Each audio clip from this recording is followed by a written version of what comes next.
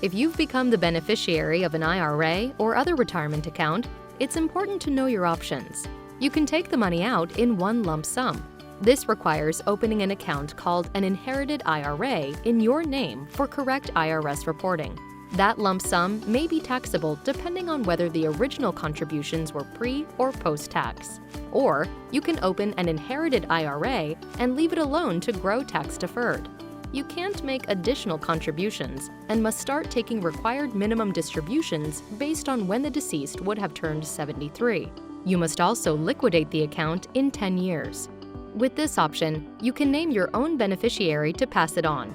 If your spouse left you the account, you're allowed to roll those assets into your own retirement account and follow your account's distribution rules.